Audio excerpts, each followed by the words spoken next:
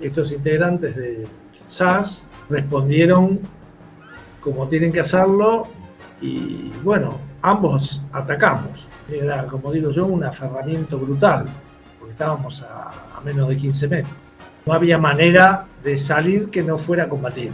Para ir en contra de lo militar, disminuyeron el accionar del soldado. El soldado pasó a ser un chico, el soldado pasó a ser una víctima, el soldado pasó a ser un pobre nene que lo llevaron a Malvinas y que no tenía ni idea, y yo los he visto combatir como leones. Hubo más de 1.700 bajas en Malvinas. Porque decir que los soldados argentinos eran torturados por los cuadros, por los oficiales, a decir que los ingleses son los libertadores, hay un paso chiquito. Miren hasta dónde llega la maldad de esta gente. No puede ser ni cabo de una policía provincial. ¿Cómo va a ser ministro de Defensa una persona que reconoce que pensó de esa manera? Yo peleé por la patria siendo jovencito, oficial del ejército, peleé en Tucumán, peleé en Malvinas y siempre peleé, nunca y siempre con gente que estaba vestida de verde y con un fusil en la mano. Y nosotros teníamos ganas del Instituto Rocaniano de proponer que la ruta 23, que cruza todo Río Negro, se llame pueblos originarios. Entonces, esa manía de dividirnos es porque son unos inservibles, como no saben gobernar, no saben administrar, no saben. Señores, si quieren gobernar, primero pacifiquen el país, porque han llevado al país, a uno de los países más ricos del planeta, lo han llevado a la ruina. No pueden mirarse en Julio Argentino Roca, porque si se miran en Julio Argentino Roca, quedan a la altura de más abajo del Zócalo. Los he visto bajar de camionetas último modelo y disfrazarse de mapuche. Gente traída de Buenos Aires, traída de Buenos Aires por ex terroristas o terroristas, porque si hacen eso siguen siendo terroristas. Vos no te animás, pero yo me animo a decir que es traición a la patria. Totalmente. Es traición a la patria. Totalmente. Porque es hacer lo que los ingleses necesitan que hagan. Muy buenas tardes a todos nuestros amigos y seguidores de la comunidad de Malvinas en la Mira y de nuestra flamante revista Defensor, la revista de Malvinas en la Mira, sobre cuestiones que tienen que ver con el interés nacional, la causa Malvinas y la defensa nacional. Paso inmediatamente a presentar a nuestro entrevistado que nos honra el día de hoy aquí en Malvinas en la Mira. Se trata del coronel retirado, veterano de guerra de Malvinas, José Martiniano Duarte. Participó dentro de lo que fue el conflicto del Atlántico Sur por la recuperación de nuestras Islas Malvinas como teniente de ejército al frente de la primera sección de la Compañía de Comando 601. Es licenciado en Estrategia y Organización, profesor de Estrategia y Planeamiento Estratégico, medalla del Congreso de la Nación Argentina por su desempeño en Malvinas, medalla al esfuerzo y abnegación del Ejército Argentino por su participación así en la Guerra de Malvinas. Coronel Duarte, un placer tenerlo, un honor, bienvenido a Malvinas en la Mira. Un gusto, Eric, muchas gracias por llamarme. Por favor, un placer tenerlo. Muchas gracias por esta entrevista también. Es para nosotros un placer porque sabe que la temática que abordamos siempre desde Malvinas en la Mira tiene, de una u otra forma, tiene mucho que ver con el interés nacional, la defensa de la soberanía y por supuesto sabemos que en Malvinas hay una semilla moral de la nación y tratamos de hacer pie y anclaje a partir de ahí para mirar también hacia adelante. Quería comenzar, bueno, dado el conocimiento y sus especialidades, por supuesto, coronel Duarte, preguntarle porque cuando uno habla de Malvinas, siempre ponderamos el desempeño, el valor en combate, el heroico valor en combate de nuestros hombres allí en esa gran gesta, cuyo valor también fue ponderado, por supuesto, por el mundo entero a nivel del combate en esos escenarios tácticos de batalla. Pero por otra parte tenemos aquellas cuestiones que tal vez fallaron desde el ámbito estratégico y quería preguntarle inicialmente acerca de eso. ¿Hay una especie de ruptura o colisión en Malvinas de lo que fue, por un lado, el manejo estratégico de la batalla por Malvinas y por otra parte ese escenario táctico de combate donde primó el valor y el arrojo de nuestros hombres? Sí, bueno, es sobre lo estratégico y lo político de la guerra, hay, hay muy poco que destacar, salvo la Operación Rosario, que fue realmente impecable. Y imagínense que la Operación Rosario tenía como misión recuperar las islas sin producir una baja inglesa. Ujú. Y se logró, Claro. y se logró. Había una guarnición bastante importante inglesa en las islas. Este, Murió el capitán Giaquino para lograr esa imposición de no producir bajas, Ujú. algo que es, desde el punto de vista militar, es imposible. Claro. Si uno va a ocupar o a recuperar un territorio que está resguardado por fuerza militar, bueno, se logró. Por eso digo yo que el día 2 de abril de 1982, a la tarde, la guerra estaba ganada. Claro. La guerra estaba ganada porque no había derramamiento de sangre, había una recuperación limpia, las tropas inglesas estaban completamente bien y bueno, si se hubiera puesto una guarnición equivalente o igual a la que tenían los británicos en las islas, yo creo que hoy todavía estaba Margaret Thatcher tratando de convencer al almirantazgo inglés que había que hacer 15.000 kilómetros con la flota del Atlántico Norte Ujú. para sacar a 400, 500 hombres de las islas, ¿no? Claro. Lo que iban a decir es negociemos. Entonces creo que ahí empezaron todos los errores políticos y estratégicos. Por eso lo que se rescata de Malvinas, lo realmente rescatable de Malvinas es la actuación de las pequeñas fracciones. Y cuando digo pequeñas fracciones, bueno, hablo de nivel unidad táctica, de nivel regimiento, compañía para abajo. Claro. Ahí se vieron realmente lo que valen las Fuerzas Armadas Argentinas.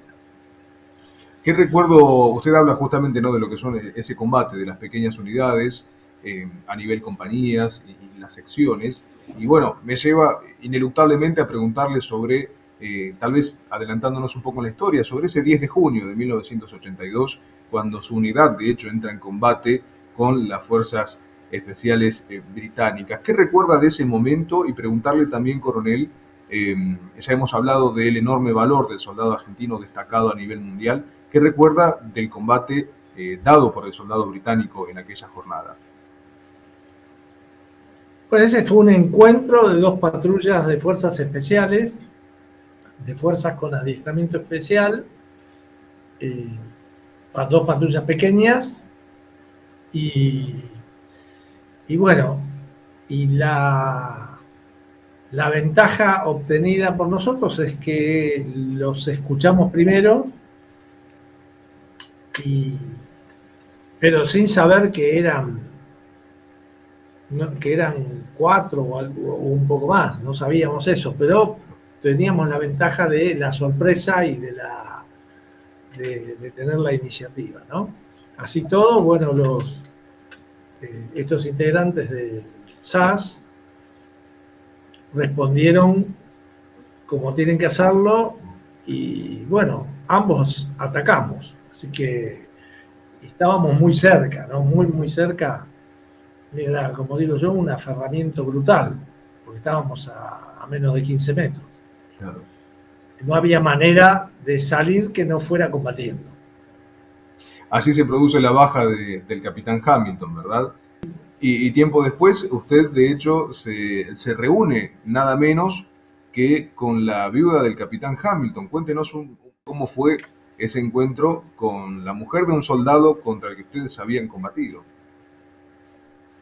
Bueno, eso fue cuando se cumplieron los 20 años de Malvinas, en el 2002. Yo tuve la invitación para ir a Londres a reunirme con Victoria Carter, que es la viuda del capitán Hamilton. Y bueno, la reunión fue muy, muy, muy emotiva, muy, muy buena. El periodista que nos presentó le dijo, él es el que mató a su marido. Y Victoria Carter dijo, pero él no, me saludó y dijo, pero él no es un asesino, es un soldado que peleaba por la patria, por su patria. A partir de ahí la conversación fue amena y demás. Me dijo que ella sabía mi nombre porque la reina de Inglaterra le había dicho que sabía que su marido era un héroe porque el propio enemigo, yo en ese caso, lo había manifestado, que había combatido con honor y con valor. O sea que de alguna manera su Fue... testimonio llevó al reconocimiento nada menos que de la reina Isabel sobre un combatiente británico. Sí, porque cuando yo le entregué la plaqueta del capitán al coronel que estuvo ahí donde caímos nosotros, hizo un informe.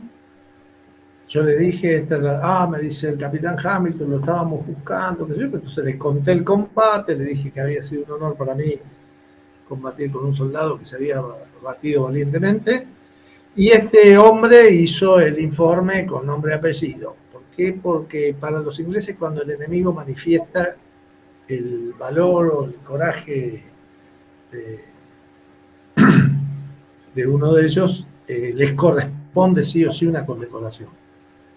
Me lleva, coronel, a lo que fueron los 42 años, en realidad ya después de la batalla por nuestras Malvinas, donde hubo un discurso bastante oscurantista, tratando de teñir aquella gesta heroica y que genera realmente orgullo en los argentinos, teñirla de una suerte de victimización, de profundo sentido también de derrotismo en muchas oportunidades.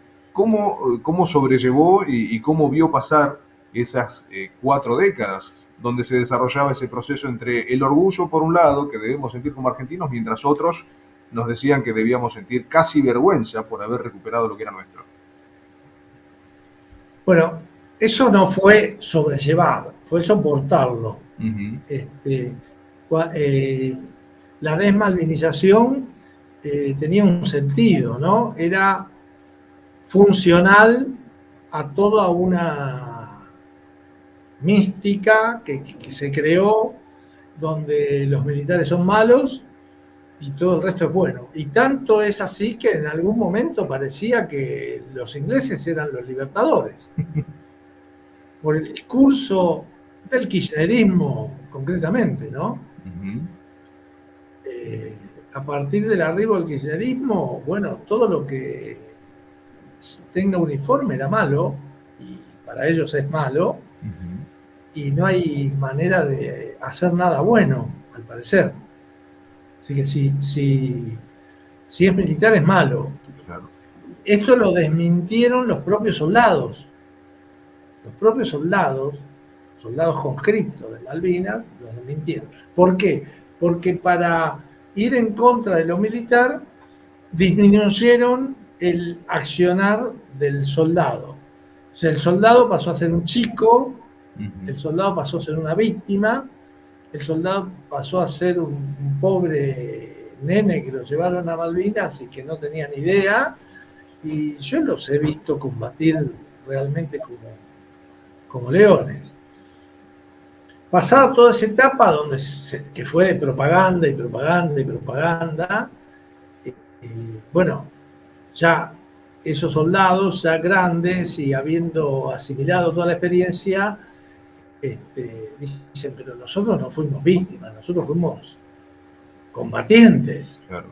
Y le hicimos frente al enemigo inglés y combatieron con valor y con honor. Piensen que el regimiento 7 en Monte London tuvo 37 bajas, 35, pero ahí anda. El regimiento 12 en Gus Green.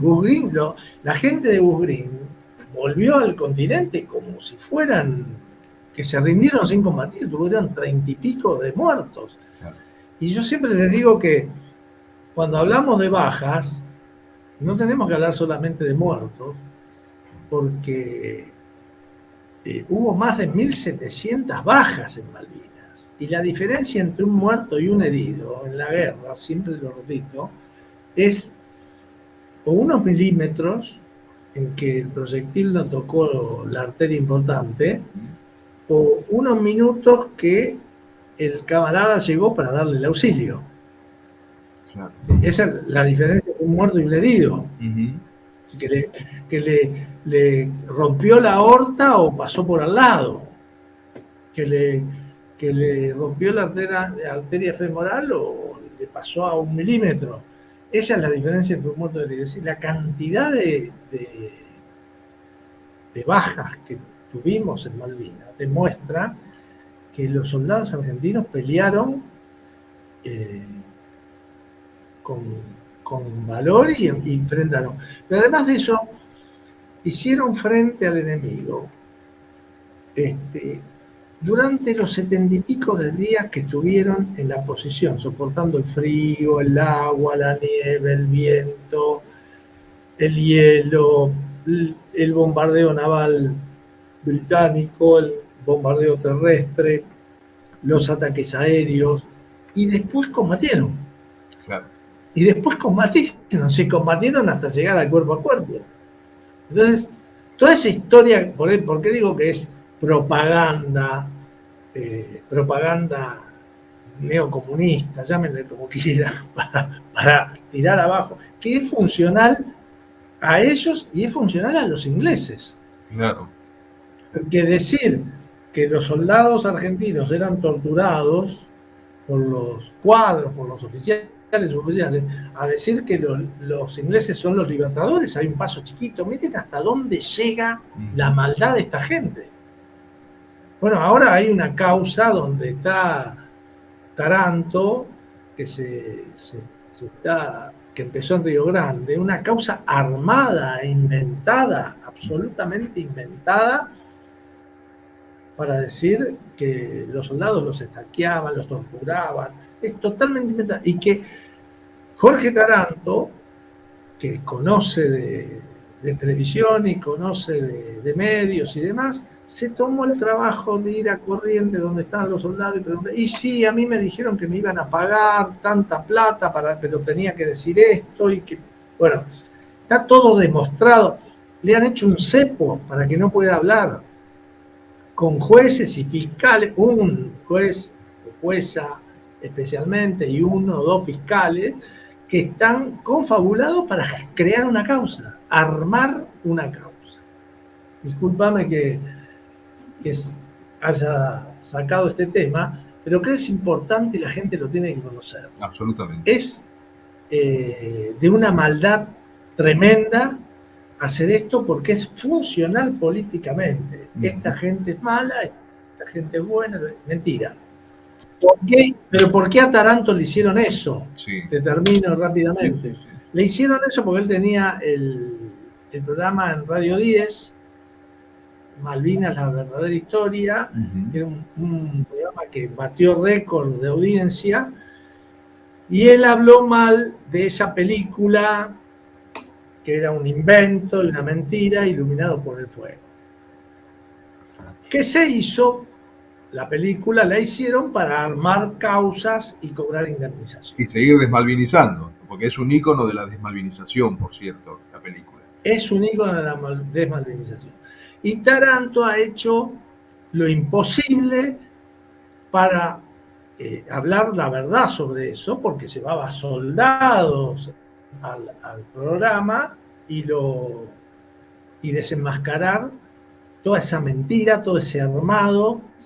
Bueno, como se hace normalmente en la Argentina con la prevaricación y demás, bueno, y que si llega a el modus operandi de ese armado de causas es el que se ha usado muchas veces en otro lado. Por eso hay muchos que no quieren que esto salga a la luz, ¿no? Pero va a salir a la luz porque la verdad siempre triunfa. Tiene mucho que ver, tomando este concepto que usted decía recién, coronel, con la funcionalidad, ¿verdad? Porque de alguna manera todo ese proceso implicó una persecución, de alguna manera, este tipo de causas armadas. Le contamos a la audiencia, usted de hecho, como coronel retirado de ejército, veterano de Malvinas, sufrió el arresto por haber criticado justamente una forma de proceder en su momento del gobierno anterior. Entonces, siguiendo ese concepto que usted dice, de alguna manera uno piensa que es ser funcional al Reino Unido, porque haber vinculado Malvinas con esa victimización y llevarlo a que todo lo que era militar era malo y era nocivo, implicaba iniciar ese proceso que llevó también al desmantelamiento de las Fuerzas Armadas, con lo cual, ¿qué mayor acto de funcionalidad del Reino Unido que atacar a las fuerzas de defensa? Sí, no, vos no te animás, pero yo me animo a decir que es traición a la patria. Totalmente.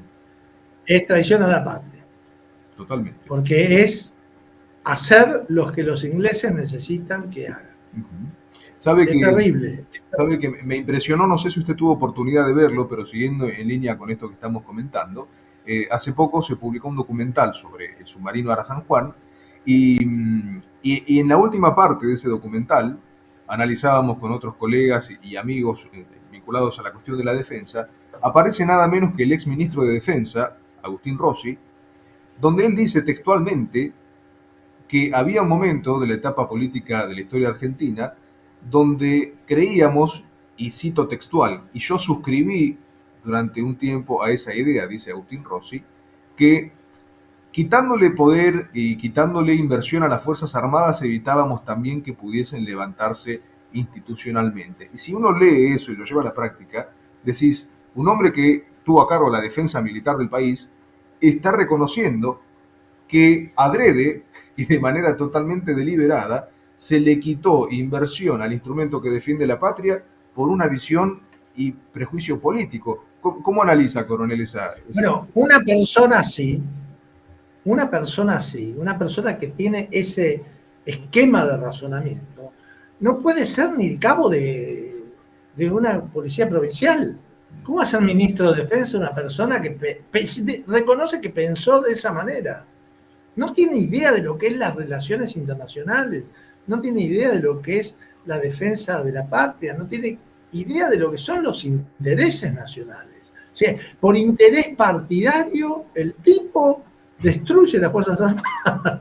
O por una... No, dale educación a las Fuerzas Armadas. Yo soy coronel, tengo más de 70 años, pero nunca maté un camarada, nunca bombardeé una plaza, nunca quemé una iglesia. La generación de la que habla ese señor es una generación que está en el pasado, que yo no tuve nada que ver. Yo peleé por la patria siendo jovencito, oficial del ejército, peleé en Tucumán, peleé en Malvinas y siempre peleé, nunca y siempre con gente que estaba vestida de verde y con un fusil en la mano. Nunca maté a nadie nunca hice. Entonces no me puede venir a mí a decir un señor que no tiene la menor idea, pero no es que no tiene la menor idea de técnicas, no tiene la menor idea de lo que es el país, de lo que es la historia nacional, de lo que son sus relaciones internacionales. El tipo es funcional al enemigo que tiene usurpado un territorio argentino. Yo le digo que salga, pero lea, señor, por favor, lea un poquito, instrúyase. Ahora, si él fue terrorista en una época, bueno, sigue haciendo terrorismo desde un ministerio de la nación. Estamos todos locos. Claro. Bueno, sabe que lo llevo a un tema que tiene que ver también con la actualidad y que está vinculado, por supuesto, de una manera intrínseca a esto que estamos hablando acerca de los estigmas que ha habido en la historia reciente de la República Argentina en contra de cuestiones que tenían que ver con valores nacionales, con la defensa de la soberanía, de Malvinas, de nuestro territorio, ni más ni menos también. Y algo que está vinculado de alguna manera a esto que venimos hablando es esa serie de estigmas que se ha vertido sobre una figura clave para la historia argentina y para la consolidación territorial de la patria, como lo es el presidente Julio Argentino Roca. ¿Y por qué digo esto? Porque cuando uno googlea, le contamos a nuestros amigos, uno googlea Julio Argentino Roca, Instituto Rocaniano, defensa y demás, bueno, aparece de una u otra forma el nombre del coronel Duarte, así defendiendo y precisamente respaldando la gran labor de consolidación del territorio y la soberanía argentina de parte de Julio Argentino Roca. ¿Por qué cree, coronel, que ha habido también esta serie de estigmas que durante muchos años se vertieron sobre Julio Argentino Roca, lejos de mostrarlo como una figura que consolidó, de hecho acá, ¿no? Y lo decimos desde Ushuaia y usted también estimo que se encuentra en esta misma Patagonia, ¿no? ¿Por qué cree que se ha desarrollado esa serie de estigmas que han condenado en muchas oportunidades la figura de Julio Argentino Roca? Porque decir que Roca era malo, que era genocida, se llegó a decir, es funcional a una ideología. Es perfectamente funcional a una ideología. Y ellos necesitan dividirnos a la sociedad en buenos y malos. Y ellos se adjudican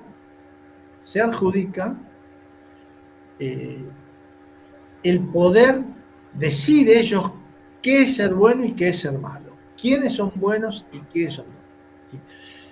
Pero además, como son inútiles para la administración pública, inútiles para administrar, para gobernar, para conducir, son inútiles porque han llevado al país, a uno de los países más ricos del planeta, lo han llevado a la ruina. Como son inútiles, no pueden mirarse en Julio Argentino Roca. Porque si se miran en Julio Argentino Roca, quedan a la altura más abajo del Zócalo. Les da vergüenza la figura de Roca. Entonces tienen que decir que Roca fue malo. Necesitan decir que Roca fue malo. No pueden decir que Roca le dio a la Argentina, duplicó el territorio de la Argentina durante su actuación. Que a Roca le debemos 9 provincias. Que Roca consolidó los límites con Chile. Que Roca consolidó los límites con Paraguay y Brasil. Que Roca tuvo el encuentro con el presidente de Chile y firmó un tratado que dio por terminado un problema de límites tremendo. Que junto a Roca estuvieron hombres como el Perito Moreno, al que le debemos más tierra que a cualquier militar. Que Roca hizo la escuela pública, libre y laica, y la consolidó. Que durante los gobiernos de Roca llegaron aluviones de inmigrantes, se formaron pueblos, la Argentina creció, que en el medio de crisis que había, en esa época, a pesar de todo, la Argentina crecía. Estábamos en plena guerra con el Paraguay, con problemas internos, Buenos Aires separada de la Confederación, y el ferrocarril ya estaba llegando a Córdoba. Sí, Roca, que hizo a caballo desde su adolescencia hasta Concepción del Uruguay para estudiar y después a Buenos Aires, bueno, después viajaba en ferrocarril, que terminó el ferrocarril a Mendoza, que llegó el ferrocarril a Salta, que extendió las fronteras de la Argentina, que consolidó colonias en la Patagonia y que incorporó a esos pueblos originarios para conformar la nación argentina. Lo dijo el otro día la vicepresidenta de la Nación, la señora Victoria Villarruel. La Argentina le hicieron los indios, los negros, los europeos, mestizos. Nosotros somos una mezcla de todas esas etnias y nuestra nacionalidad está afianzada en el crisol de razas. Nadie nos puede venir nunca tuvimos colonias, nunca le quisimos imponer a ningún pueblo nuestra ideología.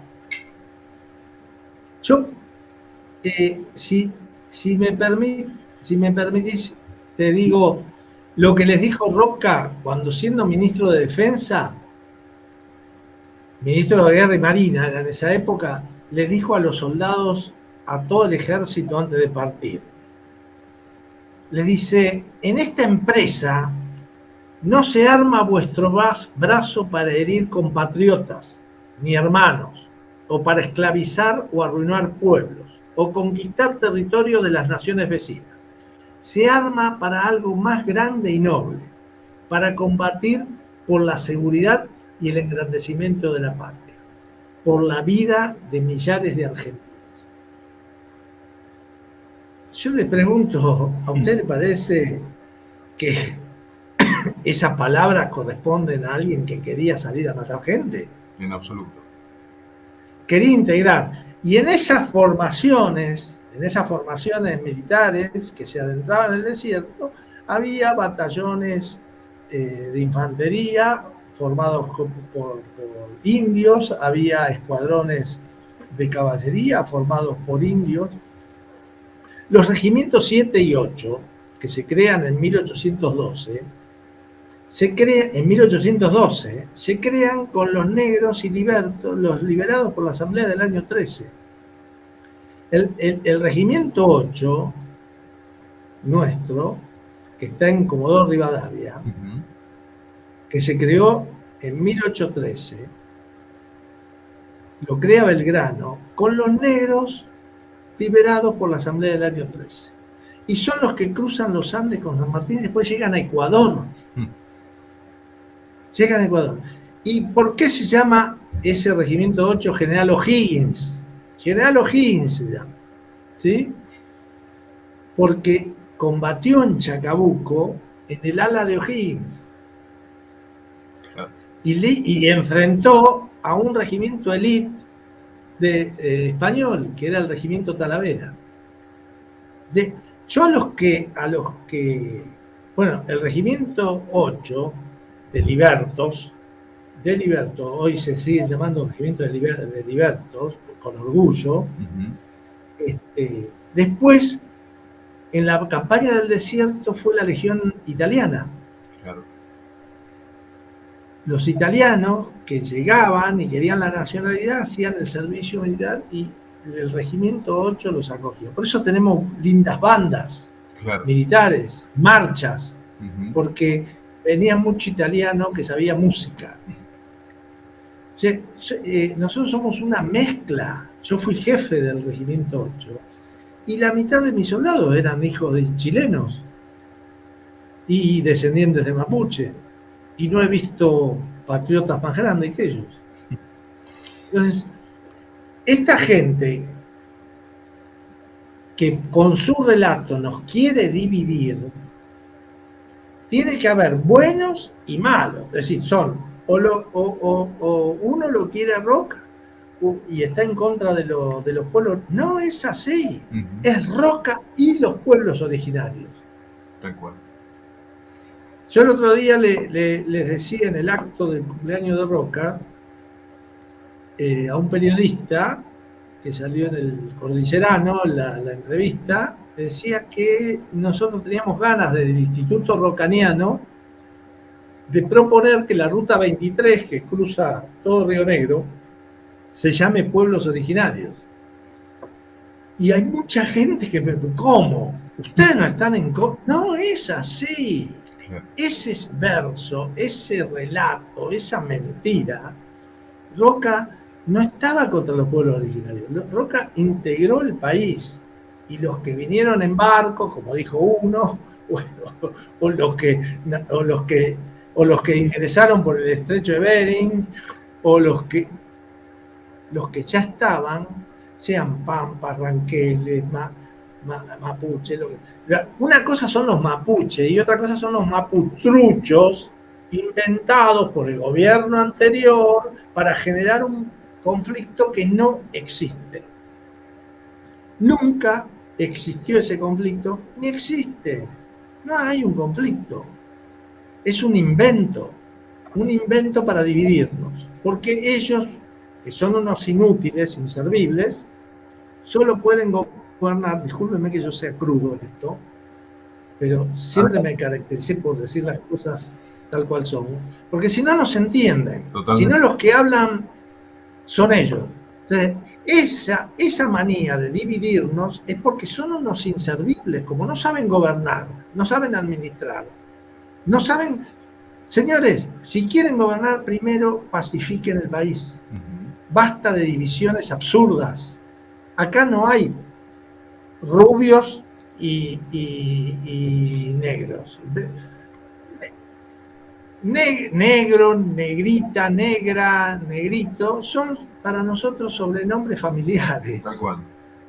Tal cual. No tenemos ese tipo de problema. Lo dijo Victoria Villarroel la otra vez.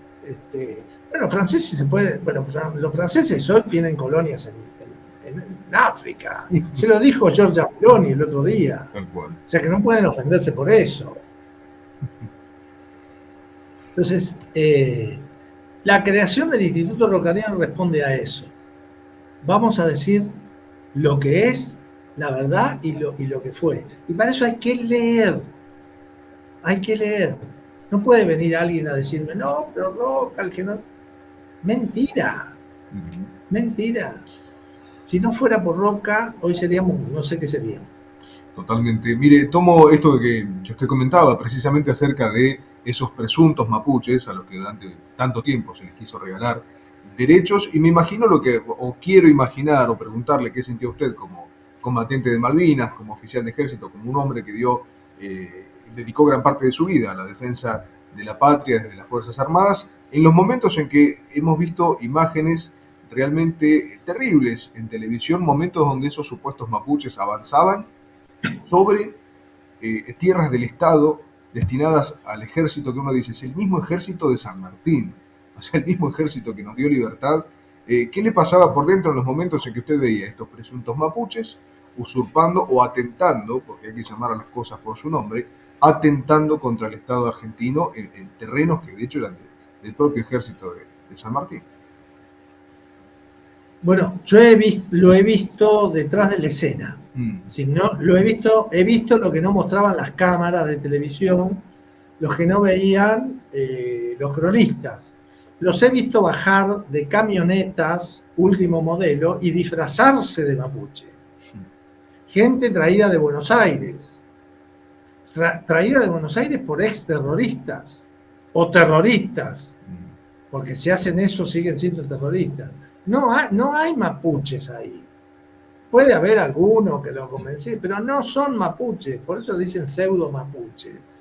Son delincuentes terroristas que el Estado Nacional creó un organismo que afortunadamente hoy ya no existe, el INAI, que le daba tierras del Estado, pues no es del Ejército, de la Fuerza Aérea, del Parque Nacional, no, tierras nacionales, tierra del Estado, o sea que es el Estado contra el propio Estado.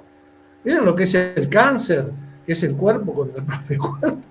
Bueno, este es un cáncer a nivel nacional, es decir, el propio Estado que está generando un conflicto, inventando un conflicto, porque el conflicto no existe, no está. No es. Y no es que uno sea negativo. No. Yo he ido a hablar con gente de la etnia mapuche. Yo quiero que los mapuches vayan a la universidad. No quiero que estén en la toldería. Quiero que vayan a la universidad. Quiero que lleguen a presidente, que sean diputados, que sean instruidos. Eso es la Argentina. La Argentina llegó el inmigrante con mano atrás, mano adelante. Y después el nieto, el hijo, terminaba siendo doctor, siendo ingeniero. Bueno, esto es igual. Y el respeto a los pueblos originarios, que son los que estaban acá desde el principio. Totalmente. Pero se incorporaron a la nación argentina y el orgullo de ser argentino está presente permanentemente. Y yo lo veo cuando voy y me reúno con gente que es descendiente de mapuches. son argentinos. Claro. Y ellos se sienten argentinos. Y han jurado la bandera. Y han sido soldados de la patria. El primer muerto en Malvinas era hijo de chileno, descendiente de mapuche. El primer muerto en Georgia, en Gripique. Después de Yaquino murió el soldado en Monací. Hijo de chilenos. En el 78 los habían deportado a los padres.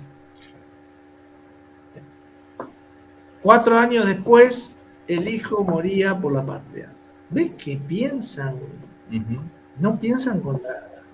Descartes estaría enfurecido porque se daría cuenta que la gente que no piensa también existe. Tal cual. Sabe que me trae a colación y a la memoria, por supuesto, con esto, que es importante destacarle a la gente y comentarle esto que usted está diciendo acerca del gran trabajo que hicieron pioneros de nuestra soberanía con los pueblos originarios, lo cual es totalmente contrapuesto a esa historia que nos han querido contar, porque uno piensa, como usted bien decía, Julio Argentino Roca, integrando a los pueblos originarios. También uno piensa en Luis Piedrabuena, el comandante Piedrabuena, por cierto, también en su momento, con aquella gran labor que hizo con los pueblos en las orillas, en los márgenes del estrecho de Magallanes, ni que hablar del general San Martín, ¿no? En aquellos momentos donde hacía esa inteligencia para cruzar los Andes, mientras se retroalimentaba y negociaba con las tribus de los pueblos originarios, por lo cual me parece absolutamente valioso lo que usted nos acaba de traer, coronel. Preguntarle, llevándolo a esta actualidad de nuestra provincia, aquí en Tierra del Fuego, Antártida, Islas del Atlántico Sur, las Malvinas, usurpadas por el poder británico, ¿qué amenazas usted considera que son las principales desde su perspectiva que hoy se ciernen sobre la Argentina? ¿Qué amenazas desde el ámbito geoestratégico a nivel mundial y por supuesto aquí en la región? Tal vez vos te vayas a reír con lo que te voy a decir. La amenaza más grave, más grande, está dentro nuestro. La amenaza más grande son los políticos inservibles que hemos tenido, que nos generan conflictos y nos hacen ver como enemigo al otro argentino. Esa es la amenaza más grande. Todo lo demás tiene solución. Todo lo demás tiene solución. Nosotros tenemos que integrarnos con los países vecinos. No tiene que haber más conflicto con los países vecinos. Tenemos que estar integrados. Si ellos necesitan pasar, tienen que pasar. Si nosotros necesitamos un puerto, tenemos que usar un puerto.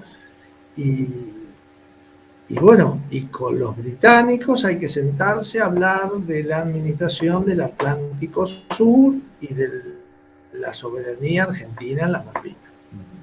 Pero si nosotros somos grandes, los propios habitantes de las Malvinas van a querer ser argentinos. La Argentina las vamos a recuperar cuando la Argentina se merezca ejercer la soberanía absoluta sobre la Malvinas. Yo he estado 2 veces después de la guerra en Malvinas y les puedo asegurar que las Islas Malvinas sin el continente son inviables. Son inviables. El habitante de Malvinas necesita de la Argentina continental para evacuarse, para estudiar. Se les van todos a... Hoy en día hay más, dentro de muy poco va a haber más extranjeros en Malvinas que nacidos y criados de ahí. Tal cual, tal cual. Y la Argentina sí es fuerte, potente, soberana, libre, una, es imposible cuando dice la Argentina es una, libre, es una, quiere decir que hay unión. Entonces, el peligro más grande de soberanía que tiene la Argentina es la desunión que nos quieren inventar nuestros propios políticos, que al ser inservibles tienen que inventar un conflicto para ellos estar reinados. Divide y reinará. Es lo único que saben. Pero administrar y demás. El lema de la presidencia de Roca fue paz y administración. Dice, la Argentina en paz, decía Roca, crece sola. Siempre se me ocurre hacer un paralelismo cuando el piloto uno está aprendiendo a volar y va el instructor de vuelo va al lado y se descompagina el avión, empieza a bajar, subir. Entonces el instructor le dice, solta todo, no toque más nada. Y el avión se acomoda solo. Porque el avión está hecho para volar y para volar equilibradamente. Porque la Argentina es un país tan rico, tan potente, que a los políticos cuando están en esos temas hay que decirle suelten todo, deja que se acomode sola, deja que la Argentina se arregla sola. Hay tanta creatividad, tanta inteligencia, así como tantos recursos naturales, que la Argentina se acomoda sola. No, empiezan a inventar que estos son malos, estos son buenos, estos están contra estos, y a dividirnos. Hace años que nos están dividiendo. Que ese es tal cosa, que este es anti tal cosa. Entonces, el peligro más grande que yo veo está dentro nuestro. Bien, bien. Está claro, coronel. Y preguntarle en sintonía con esto, antes de las últimas dos preguntas de la entrevista, a veces persiste la consulta entre la gente y también la curiosidad si todavía, y me lo recordó con el tema de la división, hay un sector, o sigue habiendo esa fragmentación que tal vez en otra época, no sé, en los años 60, era mucho más patente dentro de las fuerzas. ¿Hay una concepción liberal versus una concepción más bien nacional o nacionalista, o se ha diluido ya eso con el paso del tiempo en su criterio? Si fue anterior a los 70. Yo no viví una división de esa manera. Bien. No vi que haya una parte liberal, una parte nacionalista, dicen. Se puede ser liberal y se puede ser nacionalista. Es lógico que los militares sean un poco nacionalistas, porque tienen que defender a la patria, juran dar la vida por la patria, así que pero que haya divisiones, no, nunca vi divisiones en las Fuerzas Armadas, por lo menos desde que yo ingresé como soldado del Ejército Argentino. ¿Cómo vivió el desfile? Hace tiempo que en la Argentina no se veía un desfile de la magnitud de lo que vivimos el 9 de julio y también con la participación multitudinaria de mucha gente que se acercó. Y bueno, la gente profesa, ¿no?, ese cariño a las Fuerzas Armadas y en definitiva a la defensa nacional que siempre sale a flor de piel. ¿Cómo vivió o cómo vio este desfile del pasado 9 de julio?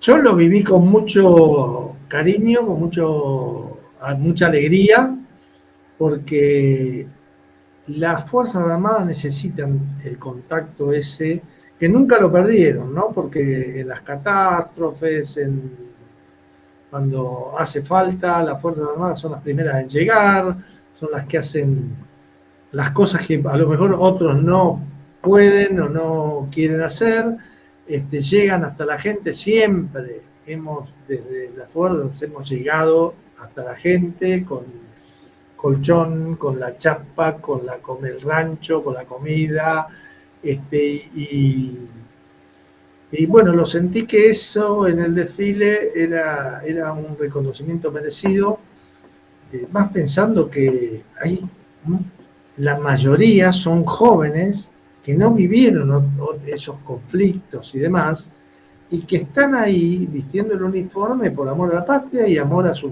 conciudadanos.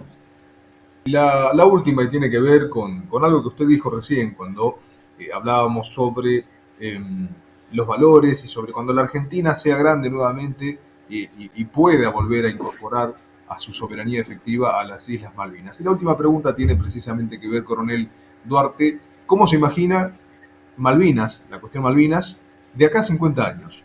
¿Cómo ve a esta cuestión vinculada a la Argentina? ¿Se imagina a unas islas dentro de medio siglo ya incorporadas nuevamente a nuestro ejercicio pleno de soberanía? ¿Cómo lo ve de acá a medio siglo? Nostradamus podría decir. A mí me gustaría verlas incorporadas plenamente, que yo creo que va a haber un periodo de transición donde Gran Bretaña va a tener que arreglar. De acá a medio siglo ya va a estar renovado el Tratado Antártico, el Atlántico Sur y la Antártida para nuestra nación es todo importantísimo. La Argentina ha sido un país que desde siempre ha reclamado soberanía sobre esos territorios marítimos, terrestres. Sé que a la Argentina es uno de los 12 signatarios iniciales del Tratado Antártico, es uno de los primeros exploradores de la Antártida, y el artículo 4 del Tratado Antártico, si mal no recuerdo, dice que la firma de este tratado no menoscaba cualquier reclamo que puedan hacer los países signatarios sobre la soberanía territorial. O sea, exacto, ser miembro del Tratado Antártico y ser uno de los primeros miembros signatarios del tratado nos hace tener derechos y tener derechos sobre el Atlántico, pero como la soberanía no se declama, sino que se ejerce, todo esto que hablábamos antes de esta gente que creía que evitaba ciertas cosas destruyendo las Fuerzas Armadas, nos quiso transformar en un país pequeño, en un país débil, en un país intrascendente.